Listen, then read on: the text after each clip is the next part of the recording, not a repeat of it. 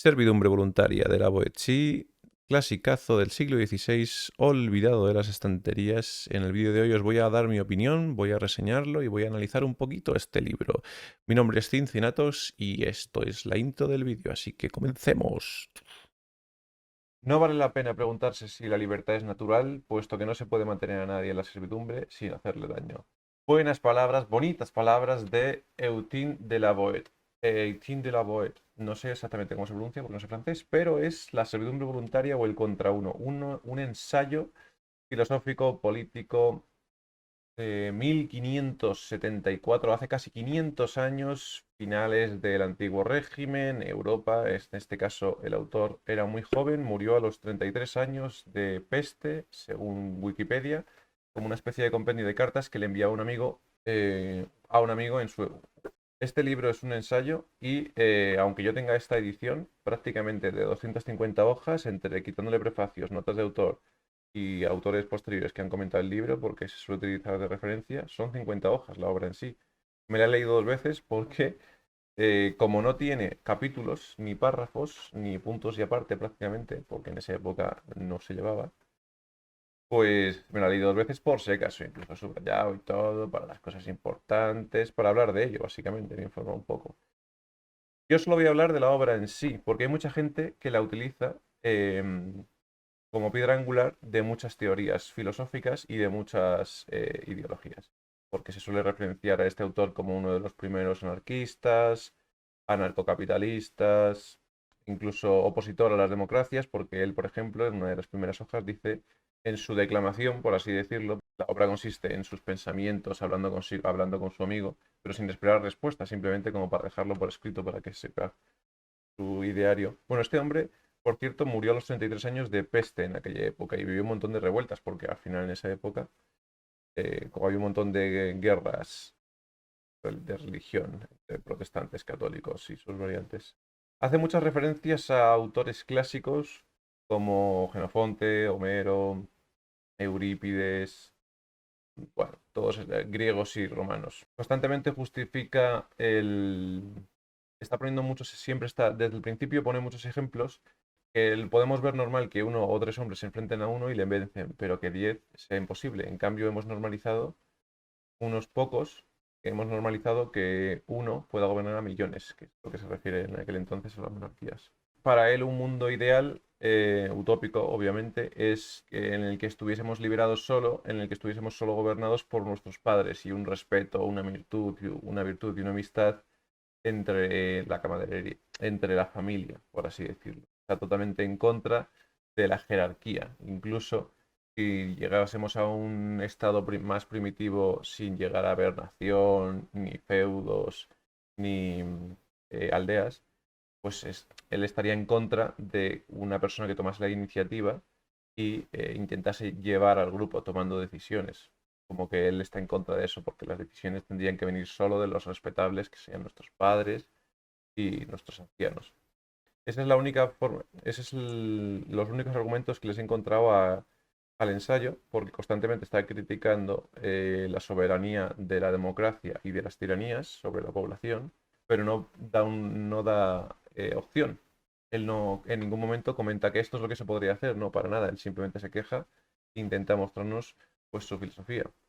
Pero la única razón práctica que nos da sería mucho más ideal un mundo en el que solo respetásemos a nuestros padres y nuestros abuelos, que son los que podrían darnos órdenes.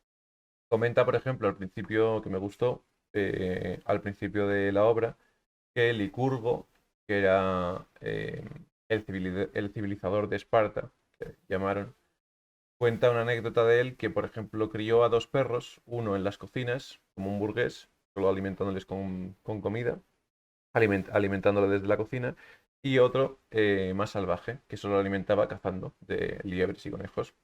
Y cuando se hicieron mayores, los expuso en la plaza del pueblo y en el medio de la plaza colocó un cuenco, un cuenco de comida y una liebre. Y en cuanto soltó a los perros, cada uno fue a lo que conocía. Y él, en base a estos ejemplos, él dice que cada uno al final tiende a lo que conoce. Una persona que nace en la servidumbre como no conoce la libertad, va a tender a la servidumbre, que al final esto solo se puede modificar un poco por la educación. Y si te educan siendo servil,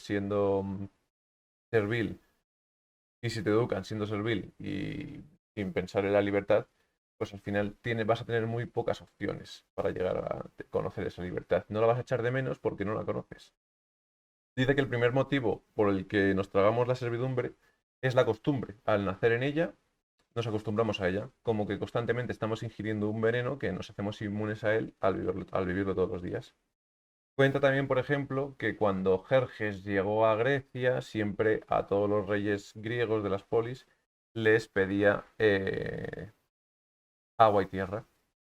Es lo que pedían sus mensajeros, como en 300 cuando van a Esparta. Pero cuando llegaron a Esparta y Atenas, los espartanos y los atenienses los tiraban a fosos y a pozos para encontrar esa agua y tierra. El caso es que los espartanos, cuando hicieron eso, supuestamente enviaron a dos embajadores a Persia para no desatar la ira de los dioses, que se llamaban Espertes y Bulis. Estos fueron agasajados por Jerjes, les ofreció gobernar ciudades en Grecia cuando la conquistase, les atendió como dioses, pero ellos no querían renunciar a su libertad espartana, no querían renunciar a su libertad griega porque por mucho que les ofreciese Jerjes, siempre vivirían bajo su sombra y en la servidumbre, porque los persas no conocían lo que era la libertad, porque Jerjes y todos los persas ignoraban la libertad con la que vivían los griegos, y eso no lo cambiarían por nada. La otra mitad, la primera mitad del libro la primera mitad del ensayo trata de estos tipos de ejemplos que son constantemente griegos y romanos, y la segunda mitad trata de, aun consiguiendo la tiranía, siempre todos los tiranos han estado amargados y nunca han encontrado la felicidad, porque al conseguir todo el poder, lo primero que hacen es desconfiar de su entorno y de las personas que les han proporcionado ese poder, y solían ser además sus familiares más cercanos o amigos, y al final siempre estaban temiendo por sus sombras y vivían en una constante agonía. Comenta, por ejemplo, la historia de Agripina. Agripina, mujer de Claudio, de la obra de Robert Graves, de Claudio, de Yo Claudio, el emperador, eh, mató a Claudio para que su hijo Nerón llegase al poder, llegase a ser emperador. Y el caso es que cuando Nerón se convirtió en adulto, llegó a desconfiar tanto de todo el mundo que cuando se enteró de que su madre le había proporcionado ese poder matando a su padre, pues intentó matarla de un montón de formas diferentes hasta que llegó a hacerlo. Y al final Nerón murió, terminó asesinado como todos los tiranos. Casi todos los tiranos en aquel entonces, bueno, casi todos los tiranos de la historia siempre han solido morir envenenados o apuñalados, siempre. Y además solía ser por un familiar o por alguien muy cercano. Él dice además que la cadena de mando en Francia, en este caso, estaba sustentada por muy poca gente, que ellos eran muchísimos más y que no tendrían que tener miedo. Hace una llamada al pueblo para rebelarse contra, en general, pues contra todo, contra la corte, contra los militares, contra cualquier persona que imponga autoridad. Y él decía que una persona, al final, un tirano solo está sostenido por 5 o 6 confidentes, que estos confidentes a su vez tienen a 500, 600 hombres de confianza, que estos a la vez llevan huestes de tropas. Pero que si se llegase a matar a estos 5 o 6 confidentes que sostienen al rey en este caso, se podría acabar con la tiranía de un país. Hace muchísimas alusiones a la libertad. La libertad es el eje de todo ser humano para él, y hace comentarios a veces contra muchísimos filósofos, porque hace comentarios contra incluso la propiedad, porque dice que la propiedad al final solo lo beneficia al tirano. Nosotros, comenta, cualquier campesino atesora un montón de muebles para que cuando saquen sus, sus bienes, para que cuando saquen sus casas tengan un tesoro, que viene a ser los muebles o incluso las hijas, y vienen. Él hace críticas constantes a para qué los campesinos, para tener hijos, para que luego la tiranía los mande a las guerras, las que ellos no quieren combatir, para qué van a tener hijas, porque al final van a ser el tesoro de los ejércitos enemigos que vengan a conquistar. Y hace muchas alegorías a el estar contra la propiedad. O sea, hace varios comentarios contra la propiedad en ese sentido y contra cualquier imposición puesta de nacimiento, que viene a ser, pues, en aquella época, el antiguo régimen, tú nacías campesino, pues, si nacías en una familia de campesinos, tú ibas a heredar eso. Incluso en aquella época, en el antiguo régimen, se heredaban las deudas, muchas deudas contraídas por tus padres. Si tú pertenecías a un feudo, tú las heredabas y al final te condicionaban generaciones. Pero este hombrecillo además es de alta alcurnia, por cómo escribe y por lo que comenta, en esta época solían ser de alta alcurnia, este no había nacido campesino. Pero aún así es lo que pasa siempre en la historia, los que se rebelan contra lo impuesto suelen ser personas leídas y formadas, como como Cicerón, Karl Marx, y poco más. A mí me ha gustado, lo único que, bueno, es muy corto. Está bien para saberlo. Yo quería traerlo aquí para el vídeo, pues porque es un clásico de los que muchos autores hablan de ello. Está sobrevalorado para mí, la verdad.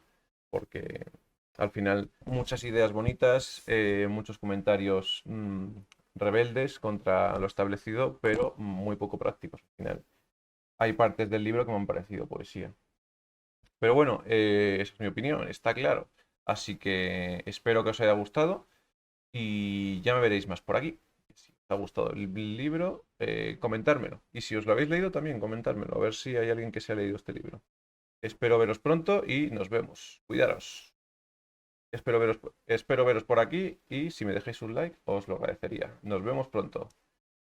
Y ya he terminado la reseña de este libro. Así que a coger polvo a la librería y nos vemos pronto. Cuidaros.